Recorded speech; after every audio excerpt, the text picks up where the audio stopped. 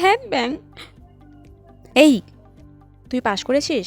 আর বলিস না ভাই, এত কম নম্বর পেয়েছি, বাড়িতে জানলে আমাকে বাড়ি থেকে ঘাড় ধাক্কা দিয়ে বের করে দেবে। সেম ভাই, আমিও কোনো মতে পাস করেছি। তুই কত পেয়েছিস রে? আর বলিস না, মাত্র 150 পেয়েছি, মানে টেনে টুনে পাস করেছি।